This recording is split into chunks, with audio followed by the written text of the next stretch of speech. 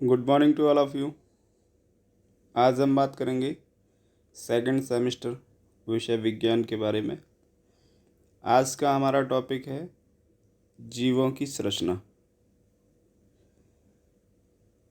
इस टॉपिक पर चर्चा करते हुए सबसे पहले हम बात करेंगे कोशिका के बारे में। सजीवों के शरीर की रचनात्मक और क्रियात्मक इकाई है जो कि प्रायः स्वतः जनन की सामर्थ्य रखती है। यह विभिन्न पदार्थों का वह छोटे से छोटा संगठित रूप है जिसमें वे सभी क्रियाएं होती हैं जिन्हें सामूहिक रूप से हम जीवन कहते हैं। कोशिका अंग्रेजी शब्द के सेल लैटिन भाषा के सेलुला शब्द से लिया गया है जिसका अर्थ होता है एक छोटा सा कमरा। कुछ सजीव जीव जैसे जीवाणुओं के शरीर एक ही कोशिका से बने होते हैं, उन्हें एक कोशिकीय जीव कहते हैं, जबकि कुछ जीव जैसे मनुष्य का शरीर अनेक कोशिकाओं से मिलकर बना होता है, उन्हें बहुकोशिकीय जीव कहते हैं। कोशिका की खोज रॉबर्ट हुक ने 1665 ईस्वी में की थी।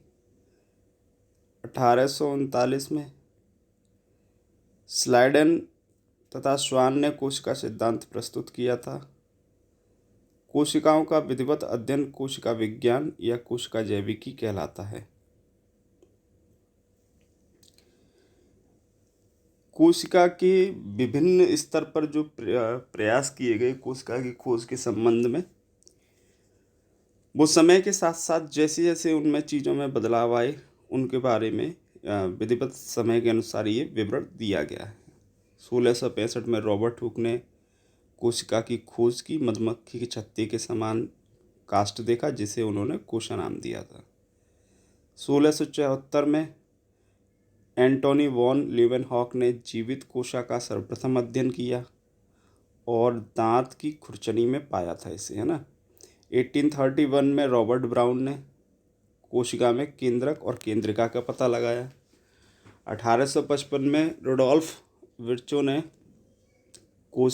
एक विचार रखा जिसमें बताया कि कोशिकाएं सदा कोशिकाओं के विभाजन से ही पैदा होती हैं। 1953 में वॉटसन और क्रिक ने डीएनए के डबल हेलिक्स की संरचना की खोज की और घोषणा की उसकी। 1981 में लिन मार्गुलस ने कोशिका क्रम विकास में शिबियोस पर शोध पत्र प्रस्तुत किया। 1888 में वॉल्डियर ने गुणसूत्र का नामकरण किया। 1883 में ईस्वी में स्विम्पर ने पर्णहरित का नामकरण किया और 1892 में वीजमैन ने सोमेटोप्लाज्म एवं जर्म प्लाज्म के बीच में अंतर स्पष्ट किया और 1955 में जी.ई. पेलेड ने राइबोसोम की खोज की। ये विभिन्न चीज़ें थी जो क्रमबद्ध जानकारियाँ कोशिका के संदर्भ में की गई और उनकी खोज जो हुई उनके बारे में प्रयास वगैरह लिखे गए। कोशिकाओं के प्रकार। कोशिकाएं जो है सामान्य तौर पे दो प्रकार की होती हैं, प्रोकैरियोटिक कोशिका तथा यूकेरियोटिक कोशिका। प्रोकैरियोटिक कोशिका प्रायः स्वतंत्र होती हैं जबकि यूकेरियोटिक कोशिकाएं बहुकोशिकीय प्राणियों में पाई जाती हैं। प्रोकैरियोटिक कोशिका में कोई स्पष्ट केंद्रक नहीं होता है। इनमें पाए जाने वाले अल्प विकसित केंद्रक को केंद्रकाभ कहा जाता है जो कि कोशिका द्रव में बिखरे होते हैं। इस प्रकार की कोशिका जीवाणु तथा नीली हरी शैवाल में पाए जाते सभी उच्च श्रेणी के पौधों और जंतुओं में यूकेरियोटिक प्रकार की कोशिका पाई जाती है। सभी यूकेरियोटिक कोशिकाओं में संगठित केंद्रक पाया जाता है जो एक आवरण से ढका रहता है। कोशिका की संरचना की बात आती है तो कोशिकाएं सजीव होती हैं तथा वे सभी कार्य करती हैं जिन्हें सजीव प्राणी करते हैं। इनका आकार अति सूक्ष्म, आकृति गोलाकार, अंडाकार, स्तंभाकार, रोमक युक्त, कसाभी युक्त, बहुभुजीय आदि प्रकार की होती है। ये जेली जैसी एक वस्तु द्वारा घिरी होती हैं। इस आवरण को कोशिका आवरण या कोशिका झिल्ली कहा जाता है। यह झिल्ली अवकलीय पारगम्य होती है, जिसका अर्थ यह है कि झिल्ली किसी पदार्थ को मुक्त रूप से आर पार जाने देती है, सीमित मात्रा में पार होने देती है या बिल्कुल रोक देती है। इसे कभी कभी जीवद्रव्य कला भी कहा जाता है। इसके भीतर निम्नलिखित संरचनाएं पाई जाती हैं। ये सभी संरचनाएं ध्यान रखना है कि कोशिका के अंदर, कोशिका की संरचना और उसके अंदर कोशिका के अंदर क्या क्या चीज़ें होती हैं उनके बारे में विवरण है। तो पहली चीज़, कोशिका के अंदर केंद्रक पाया जाता है। एक कोशिका में सामान्यतः एक ही केंद्रक होता है, किंतु कभी कभी एक से अधिक केंद्रक भी पाए जाते हैं। कोशिका के समस्त कार्यों का संचालन केंद्र होता है। जब कोशिका विभाजित होती है तो इसका भी विभाजन हो जाता है। केंद्रक कोशिका के भीतर एक तरल पदार्थ कोशिका द्रव्य में प्राय तैरता रहता है। इसका यद्यपि कोई निश्चित स्थान नहीं होता है, परंतु अधिकतर लगभग मध्य भाग में ही स्थित होता है। कुछ कोशिकाओं में इसकी स्थिति आधारीय होती है तथा कुछ कोशिकाओं में सीमांतीय भी होती है। केंद्रक की आकृति गोलाकार, वर्तुलाकार, अंडाकार और कभी कभी बेलनाकार, दीर्घवृत्ताकार, सपाट, शाखान्वित, नाशपाती जैसी भाला आकार कैसी भी हो सकती है ना। इसके भीतर केंद्रक रस, केंद्रिका तथा पितृसूत्र क्रोमोसोम्स पाए जाते हैं। केंद्रक के आवरण को केंद्रक कला कहा जाता है। दूसरी चीज ये भी कोशिका के अंदर पाया जाता है, केंद्रिका। प्रत्येक केंद्रक में एक या अधिक केंद्रिकाएं पाई जाती हैं। कोशिका विभाजन की कुछ विशेष अवस्था में केंद्रिका लुप्त हो जाती हैं, किंतु बाद में पुनः प्रकट हो जाती हैं। केंद्रिका के भीतर रिबोन्यूक्लिक अम्ल पाया जाता है तथा कुछ विशेष प्रकार के एंजाइम अधिक मात्रा में पाए जाते हैं। केंद्रिका सूत्रण या सूत्री विभाजन में महत्वपूर्ण भूमिका अदा करते हैं। एक और महत्वपूर्ण चीज़ है, ये भी कोशिका के अंदर पाई जाती है, जीवद्रव्य। यह एक गाढ़ा तरल पदार्थ होता है जो स्थान विशेष पर विशेष नामों द्वारा जाना जाता है, जैसे द्रव्य कला तथा केंद्रक के मध्यवर्ती स्थान में पाए जाने वाले जीवद्रव्य को कोशिका द्रव्य और केंद्रक झिल्ली के भीतर पाए जाने वाले जीवद्रव्य को केंद्रक द्रव्य कहते हैं। कोशिका का यह भाग अत्यंत चैतन्य और कोशिका की समस्त जैवीय प्रक्रियाओं का केंद्र होता है, इसलिए इसे सजीव कहा जाता है। जीव वैज्ञानिक इसे जीवन का भौतिक आधार नाम से संबोधित करते हैं। आधुनिक जीव वैज्ञानिकों ने जीव द्रव्य का रासायनिक विश्लेषण करके यह पता लगाया है कि उसका निर्माण किन किन घटकों के द्वारा हुआ है, किंतु आज तक किसी वैज्ञानिक को उसमें जीव द्रव्य प्राण का संचार करने में सफलता हाथ नहीं लगी है। ऐसा है, यह प्राकृतिक रहस्यमय पदार्थ है। जीव द्रव्य का निर्माण कार्बन, हाइड्रोजन, ऑक्सीजन, अनेक कार्बनिक पदार्थों, इसमें जल की लगभग 80% मात्रा, प्रोटीन की 15%, वसा की 3% और कार्बोहाइड्रेट की 1%। जीव द्रव्यों के कई प्रकार होते हैं, जैसे कॉलाइड, कड़ाभ, तंतुमय, जालीदार, कुपिकाकार आदि। गोल्गी का इस अंग का यह नाम इसके खोजकर्ता कैमिलो गोल्गी के नाम पर पड़ा, जिन्होंने 1898 में सर्वप्रथम इसकी खोज की। यह अंग साधारणतः केंद्रक के समीप अकेले या समूह में पाया जाता है। इसकी रचना 3 तत्वों या घटकों द्वारा हुई है: सपाट कोश, बड़ी बड़ी रिक्तिकाएं तथा आशय।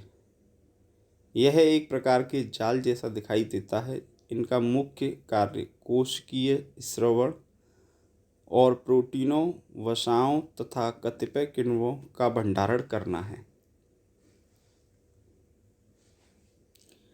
कड़ाभ सूत्र, ये कणिकाओं या शलाकाओं की आकृति वाले होते हैं। ये अंगक कोशिका द्रव्य में स्थित होते हैं। इनकी संख्या विभिन्न जंतुओं में 5 लाख तक हो सकती है। इनका आकार आधा माइक्रोन से 2 माइक्रोन के बीच होता है। विरल उदाहरणों में इनकी लंबाई 40 माइक्रोन तक हो सकती है। इनके अनेक कार्य बतलाए गए हैं जो इनकी आकृति पर निर्भर करते हैं। इनका मुख्य कार्य कोशिकीय श्वसन, अतः इन्हें कोशिका का पावर प्लांट भी कहा जाता है, क्योंकि इनसे आवश्यक ऊर्जा की आपूर्ति होती रहती है। अंतः प्रद्रव्य जालिका, यह जालिका कोशिका द्रव्य में आशयों और नलिकाओं के रूप में फैली रहती है। इसकी स्थिति सामान्यतः केंद्रकीय झिल्ली तथा द्रव्य कला के बीच होती है, किंतु यह अक्सर संपूर्ण कोशिका में फैली रहती है। यह जालिका दो प्रकार की होती हैं, चिकनी सतह वाली और खुरदरी सतह वाली। इसकी सतह खुरदरी इसलिए होती है कि इस पर राइबोसोम्स के कण बिखरे रहते हैं। इनके अंदर इनके अनेक कार्य हैं, जैसे यांत्रिक आधारण, द्रव्यों का प्रत्यावर्तन, अंतःकोशिकीय विगमन और प्रोटीन संश्लेषण इत्यादि। अब बात आती है क्रोमोसोम्स की गुणसूत्र या पितृसूत्र की। यह शब्द क्रोम तथा सोम से मिलकर बना हुआ है, जिसका अर्थ होता है रंगीन पिंड। गुणसूत्र केंद्रकों के भीतर जोड़ों में पाए जाते हैं और कोशिका विभाजन के साथ केंद्रक सहित बांट जाया करते हैं। इनमें स्थित जीवों की पूर्वजों के पैतृक गुणों का वाहक कहा जाता है। इनकी संख्या जीवों में निश्चित होती है, जो 1-2 जोड़ों से लेकर कई सौ जोड़ों तक होती है। इनका आकार 1 माइक्रोन से 30 माइक्रोन तक होता है। इनकी आकृति अंग्रेजी भाषा के एस अक्षर के समान होती है। इनमें न्यूक्लियोप्रोटीन मुख्य रूप से पाए जाते हैं। पितृसूत्रों के कुछ विशेष प्रकार भी होते हैं, जिन्हें लैप ब्रश सूत्र या पितृसूत्र या पॉलीटेनो क्रोमोसोम्स की संज्ञा दी गई है। इन्हें WXYZ आदि नामों से जाना जाता है। नेक्स्ट जो कोशिका का महत्वपूर्ण भाग है वो है जीन। जीनों को पैतृक गुणों का वाहक माना जाता है।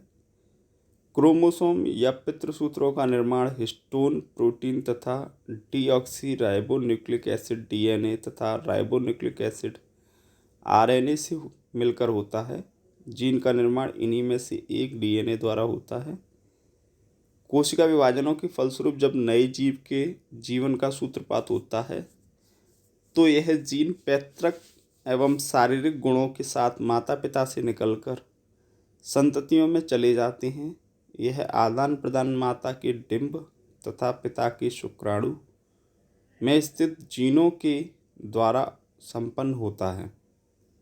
सन 1970 के जून मास में अमेरिका स्थित वैज्ञानिक श्री हरगोविंद खुराना को कृत्रिम जून उत्पन्न करने में अभूतपूर्व सफलता मिली। इन्हें 1978 में नोबेल पुरस्कार से सम्मानित किया गया। एक महत्वपूर्ण बिंदु है राइबोसोम्स। ये भी कोशिका की एक संरचना है। सूक्ष्म गुलिकाओं के रूप में प्राप्त इन संरचनाओं को केवल इलेक्ट्रॉन माइक्रोस्कोप से देखा जा सकता है। इनकी रचना 50% प्रोटीन तथा 50% RNA द्वारा होती है। ये विशेषकर अंतःप्रद्रव्य जालिका के ऊपर पाए जाते हैं। इनमें प्रोटीनों का संश्लेषण होता है। सेंट्रोसोम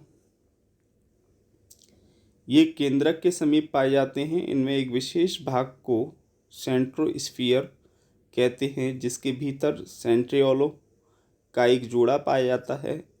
कोशिका विभाजन के समय ये विभाजक कोशिका के ध्रुव का निर्धारण और कुछ कोशिकाओं में कशाभिका जैसी संरचनाओं को उत्पन्न करते हैं। लवक अधिकतर पौधों में ही पाए जाते हैं। ये एक प्रकार के रंजक कण जो जीव द्रव्य में यत्र तत्र बिखरे रहते हैं। क्लोरोफिल धारक वर्ण के लवक को हरित लवक कहा जाता है। इसी के कारण वृक्षों में हरापन दिखाई देता है। क्लोरोफिल के ही कारण पेड़ पौधे प्रकाश संश्लेषण की क्रिया करके भोजन बनाते हैं। कुछ वैज्ञानिकों के मतानुसार लवक को कोशिका द्रव्य वंशानुगति के रूप में भी कोशिका विभाजन के समय संतति कोशिकाओं में सीधे सीधे स्थानांतरित हो जाते हैं। अब बात आती है पादप कोशिका और जंतु कोशिका में डिफरेंस की। तो पादप कोशिका और जंतु कोशिका में क्या अंतर है, इस टेबल की सहायता से समझते हैं कुछ डिफरेंसेस को। पादप कोशिका मोटी एवं कड़ी कोशिका भित्ति के कारण कोशिका का नियमित आकार होता है।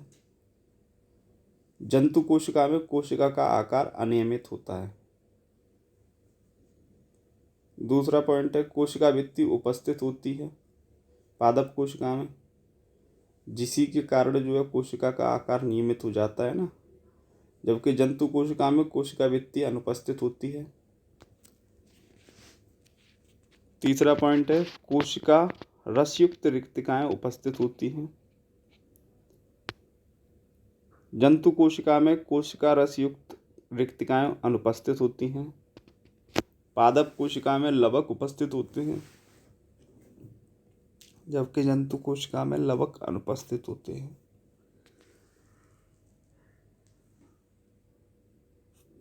नेक्स्ट पॉइंट है तारक काय या सेंट्रोसोम अनुपस्थित होता है पादप कोशिका में, जबकि जंतु कोशिका में तारक काय, यहाँ मिस्टेक है ना,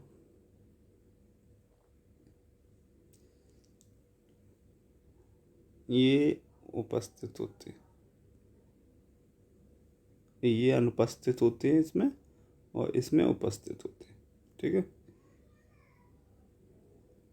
नेक्स्ट पॉइंट है सामान्यतः पच्छाबिका और कसाबिका अनुपस्थित होती है और इसमें सामान्यतः पच्छाबिका और कसाबिका उपस्थित होती है। ठीक है। नेक्स्ट अब बात आती है प्रमुख कोशिकीय रचनाएं और उनके कार्यों की। तो एक रनिंग में जो है जितनी भी कोशिकाएं हम संरचनाएं पढ़ रहे थे कोशिकीय, उनकी कार्य क्या क्या है वो लिखा दिए इसमें। ये शॉर्ट में, वेरी शॉर्ट में क्वेश्चन आते हैं, उसमें काम आ जाएंगे। पहला है कोशिका भित्ति। इसका कार्य क्या है? कोशिका को निश्चित रूप प्रदान करना, क्योंकि ये थोड़ा जटिल है और कोशिका भित्ति का मतलब बाहरी दीवार है ना, ये जितनी ठोस होगी आकार उतना ही निश्चित हो जाएगा उस कोशिका का। ठीक है।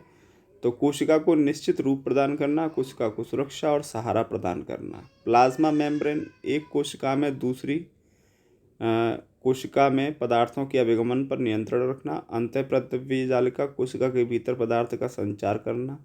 माइटोकॉन्ड्रिया कोशिकीय श्वसन के सक्रिय स्थल एवं ऊर्जा नियंत्रण करना। गोल्जी का उपकरण विशिष्ट पदार्थों का स्रवण और संचय और उनके कोशिका के बाहर निष्कासन में सहायता देना। राइबोसोम्स प्रोटीन संश्लेषण के लिए सक्रिय स्थल। लाइसोसोम्स आत्महत्या की थैली। हाइड्रोलिटिक एंजाइम के भंडार। सेंट्रोसोम कोशिका विभाजन में सहायक। हरित लवक मंड संश्लेषण के सक्रिय स्थल। अवर्णी लवक खाद्य संग्रह में सहायक। वर्णी लवक फूलों, फलों और बीजों को आकर्षक रंग प्रदान करना। केंद्रक कोशिका के उपापचयी कार्यों का नियंत्रण एवं कोशिका में विभाजन में सहायक। गुणसूत्र जीन वाहक एवं कोशिकीय कार्यों का नियंत्रण करना। केंद्रिका प्रोटीन संश्लेषण एवं आरएनए संश्लेषण में सहायक। केंद्रक झिल्ली कोशिका द्रव्य से केंद्रक और केंद्रक से कोशिका द्रव्य में पदार्थों के अभिगमन पर नियंत्रण रखना। ये मतलब इनके प्रमुख कार्य हैं। आपके लिए वेरी शॉर्ट में बहुत इंपॉर्टेंट है और ऑब्जेक्टिव टाइप क्वेश्चंस में है ना। Thanks to all of you, be safe, stay at home.